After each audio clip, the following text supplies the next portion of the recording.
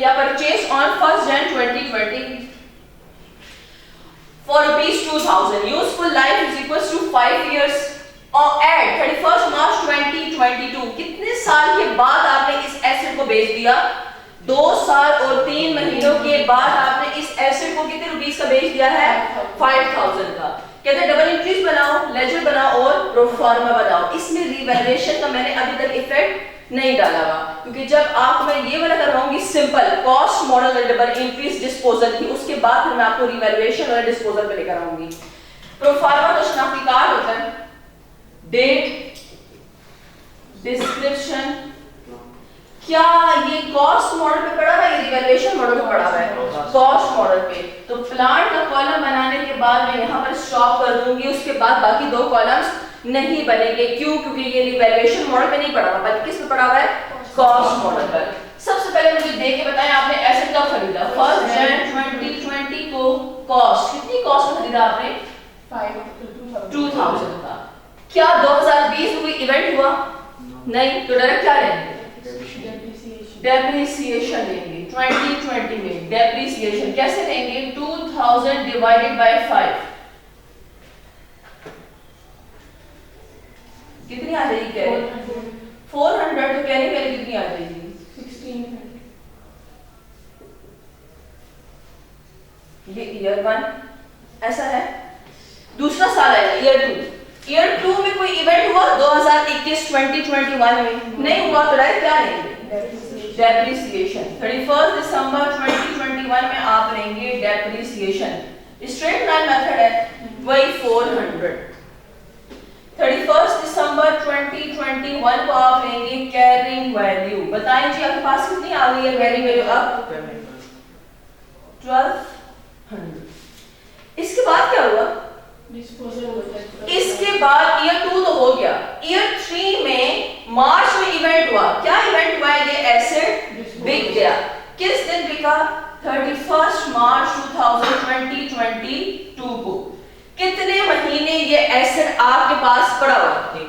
3। तो आप डेप्रिसिएशन कितने मंथ्स की लेंगे? 3 मंथ्स की लेंगे। ले जरा 400 डिवाइडेड बाय 12। अगर ये 12 महीनों की है तो 3 महीनों की कितनी है? 100। हाँ जी हाँ जी हाँ जी। राबे कल नहीं आए।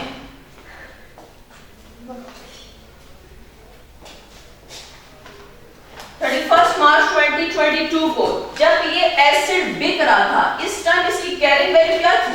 1100। जरा देखें, जिस दिन ये एसिड बिक रहा था उस दिन इस एसिड की कैरिंग वैल्यू कितनी पड़ी हुई थी? 1100।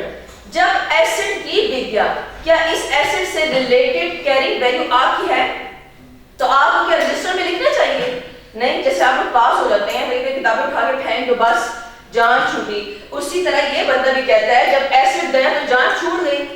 तो 31 मार्च 2022 का एक काम करेंगे, आप बोलेंगे डिस्पोजल। सारा का सारा एसिड बिक गया, 1100 का एसिड चला गया, तो बाकी रिमेनिंग कैरिंग वैल्यू कितनी रह गई? 0। यानी आपने एसिड को 0 पे लेकर आना है।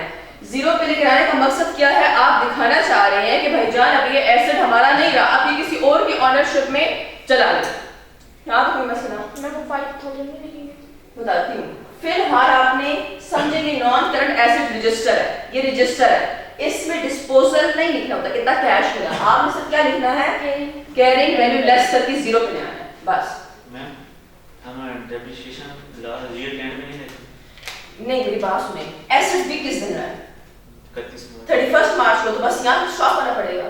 31 दिसंबर तक तो ये एसेट पहुंचा ही नहीं है, तो फिर कैसे दिसंबर में लेंगे? हाँ, अगर आप दिसंबर में लेना चाहते हो मसला नहीं है, लेकिन फिर आप कंफ्यूज इस तरह हो जाएंगे कि आप समझेंगे पूरे 12 महीनों की डेप्रिसिएशन देंगे। लेकिन लिखें आप, बेशक यहाँ पे लिख लें 31 दिसंबर 2022 लिखें, लेकिन माइंड में रखिए कि सिर्फ 3 महीनों की डेप्रिसिएशन लेनी है, वो मसला नहीं। ये मैं इसलिए दिखवा रही हूँ ताकि आपको पता चले आसानी हो कि नहीं यहाँ स्टॉप हो गया। क्या आप मुझे डबल एंट्रीज बता सकते हैं पहले साल की, जब आपने ये एसेट 1 जन 2020 को खरीदा? Plan debit, cash credit 2000। फिर 31 दिसंबर 2020 को आपने डेप्रिसिएशन ली है, depreciation expense debit, accumulate depreciation credit 400 400। फिर दोबारा से 31 दिसंबर 2020 को डेप्रिसिएशन ली, सॉरी 2021 पर डेप्रिसिएशन ली, depreciation expense debit, accumulate depreciation credit 400 400। ऐसा है। अब इसके बाद क्या हुआ है, इसके बाद 2021 के बाद क्या इवेंट हुआ, 2022 में मार्च में एसिड बिक गया, लेकिन मार्च में बिकने से पहले कितने टाइम आपने इसको इस्तेमाल किया, 3 महीने की डेप्रिसिएशन में आप कितने मंथ से लोगे, 3 मंथ। तो क्या एंट्री होगी 31 मार्च 2022 को बस 3 मंथ की डेप्रिसिएशन की, वही जो हमेशा से होती आती है, depreciation expense debit, accumulate depreciation credit 100। अब बारी आती है नई चीज जो आपने नहीं पढ़ी थी, डिस्पोजल की डबल एंट्रीज। हमेशा याद रखें डिस्पोजल के 3 स्टेप्स होंगे, जब भी डिस्पोजल आएगा हमेशा क्या होंगे, 3 स्टेप्स। स्टेप नंबर 1, ये सारा किस दिन आपने बेचा इस एसेट को, 31 मार्च को, तो ये आप सब कुछ 31 मार्च को करेंगे।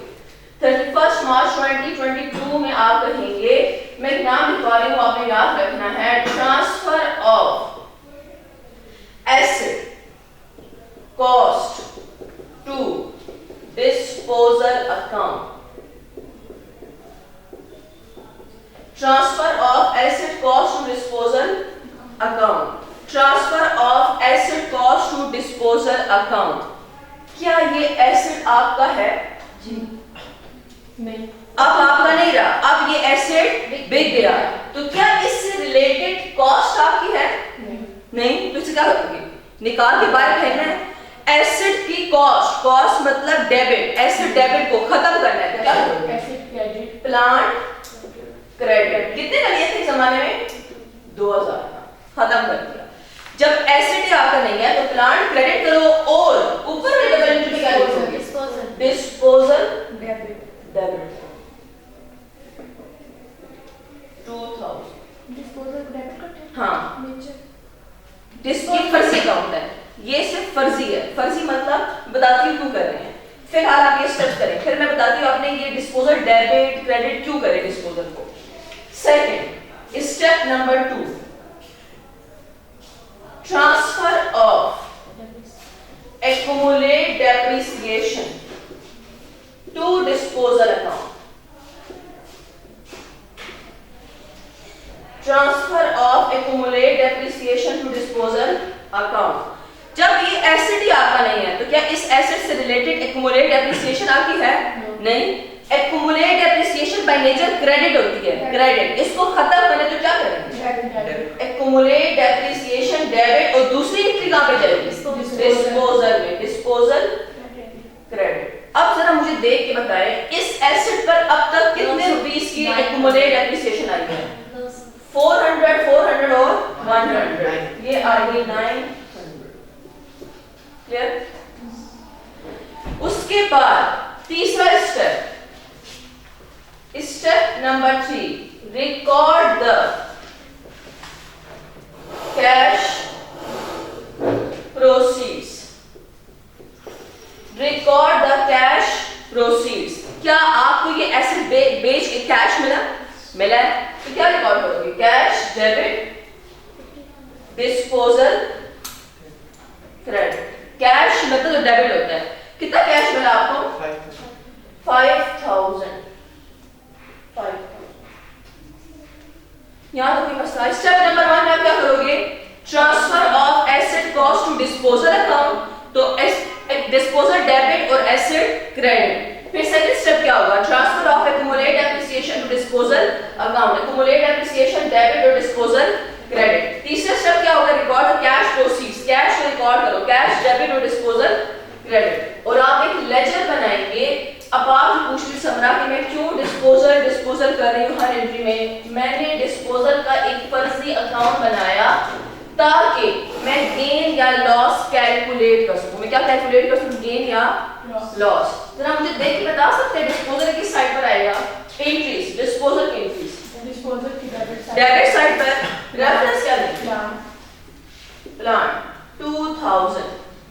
नीचे वाले डबल एंट्री में देखिए डिस्पोजल की क्रेडिट साइड पे लिखेंगे रेफरेंस क्या देंगे, एक्यूमुलेट डेप्रिसिएशन, और डिस्पोजल की क्रेडिट साइड पे लिखोगे रेफरेंस क्या दोगे, कैश 5000। कौन सी साइड कम है इस लेजर की, कौन साइड, डेबिट साइड कम है कितने से, 3900 से। 3900 किस साइड पर आया है, इसकी नेचर अपोजिट साइड की होगी यानी क्रेडिट। तो बताएं एसओसीआई में किस चीज की नेचर डेबिट होती है, एक्सपेंस की नेचर या इनकम की, फायदे की नेचर। एक्सपेंस की नेचर क्या होती है, डेबिट। तो लॉस नेचर क्या होगी, डेबिट होगी नुकसान। इनकम की नेचर क्या होती है, क्रेडिट। तो फायदे की नेचर क्या होगी, क्रेडिट होती है।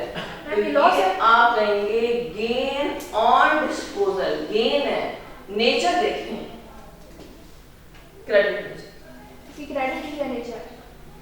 अगर ये डब्बा बैलेंसिंग फिगर अगर डेबिट साइड पर आए और नेचर क्रेडिट हो तो गेन, और ये डब्बा इस साइड पर फॉर एग्जांपल आता तो ये डब्बा आता क्रेडिट साइड पर नेचर क्या होती, डेबिट। फिर लॉस एसेट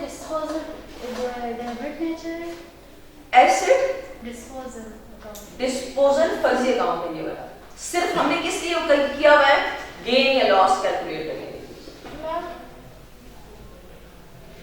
डिस्पोजल की यहाँ पे कोई नेचर नहीं है, वैसे डिस्पोजल की नेचर क्रेडिट होती है, सेल। Disposal means cell. जब आप किसी नॉन करंट एसेट को बेचते हो तो उसके लिए सेल का वर्ड यूज नहीं करते हो, आप उसके लिए डिस्पोजल का वर्ड यूज करते हो। मसला यहाँ पर ये है कि आपने गेन या लॉस कैलकुलेट करना है। गेन या लॉस कैलकुलेट करने के लिए आपको एक डिस्पोजल का फर्जी अकाउंट बनाना है। नहीं तो वो आपसे रिक्वायर्ड करेगा, वो बोलेगा डिस्पोजल की डबल एंट्रीज बताओ, तो आप क्या बोलेंगे, वहां से जब चल तो रहा है क्या जरूरत है। मैम लॉस का कैसे पता चलेगा, अगर क्रेडिट साइड पे आएगा तो वो लॉस होगा, अगर आएगा क्रेडिट साइड पर और नेचर क्या होगी, डेबिट होगी ना उसकी। पता चलेगा ये नेचर पूछ रही हूं ना। ये बैलेंसिंग फिगर किस साइड पर आएगी, यहाँ पर ये डेबिट साइड पर नेचर क्या है, किसकी, डिस्पोजल, इस डब्बे की, इस डब्बे की। ये 3900 की नेचर क्या है, क्रेडिट। एसओसीआई में गेन की नेचर क्रेडिट होती है और एसओसीआई में लॉस की नेचर डेबिट होती है। मतलब उस साइड पे आएगा तो लॉस इधर आएगा। जी बिल्कुल। क्या आप वहां से मालूम कर सकते हैं गेन या लॉस आया, ये तो हमने फर्स्ट अकाउंट बना के गेन या लॉस कैलकुलेट किया है क्योंकि ये जरूरी होता है। वो आपसे डबल एंट्रीज पूछ रहे थे डिस्पोजल की।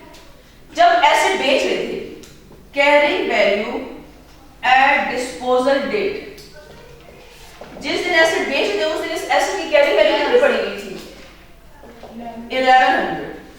कैश इस एसेट को बेचा कितने का, 5000 का।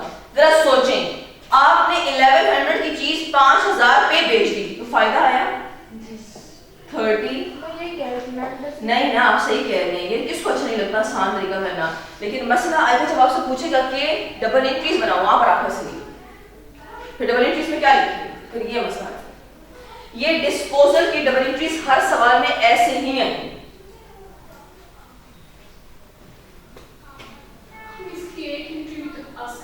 हाँ बिल्कुल, आप ऐसे भी कर सकते हैं, हाँ इन सब की भी कर सकते हैं। पहले ये करें फिर बताती हूँ कैसे, लेकिन ये जरा आसान रहता है, ये आसान है, जो आपकी बुक में है वो जरा मुश्किल वाला है। बुक में मैम सारा कुछ ही मुश्किल है। वैल्यूएशन सरप्लस भी दिया हुआ था एब्स्ट्रैक्ट में, इसलिए मैं कहती हूँ वो मुझे आप ही मिला था। एब्स्ट्रैक्ट मतलब कराएं, मैंने वही बनाया ना। फिर तो कराएं ना, तो ये कैसे रहेगी, लिख दिया। एक और सवाल लेती हूँ इसी तरह का, जरा उसे तो करें।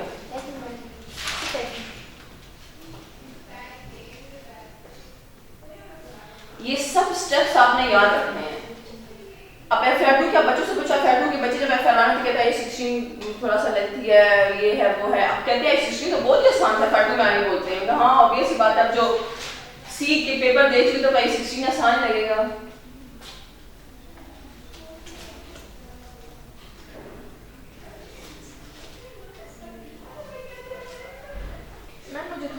मसला भूलता जा रहा है। तो आप रिवाइज करती जाइए। ये 40 थोड़ा सा भूला हुआ था। फिर आप ये तो मसला होता है काउंटिंग में कि एक चीज पर दूसरी चीज भूल जाते तो आपने याद रखी है, प्रैक्टिस वो से मैं कहते कल हैं। क्वेश्चन करी थी तो मुझे भूला हुआ था थोड़ा सा, फिर मैंने दोबारा किया। ये तो होगा, ये तो अब हर बार होगा। नहीं आप लोग क्या समझे थे कि बस एक बार पढ़ना पड़ता है? नहीं, फिर हम समझे थे कि पहले ये कर लेना जो हो रहा है अभी क्लास में। वो आप सांस सकते होंगे, वो करना आम काम है। पूरी रात बैठे क्या करते हैं? पूरे दिन वेले होते रहते हैं, आप वेले बैठे होते हैं, कुछ होता नहीं है काम।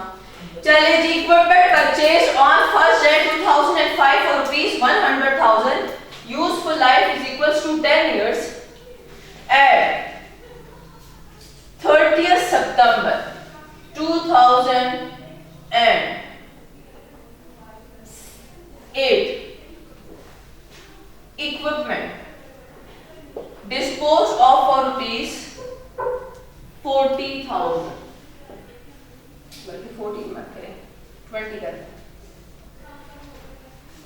चले जी करते जाएं, डबल एंट्रीज बनाएं।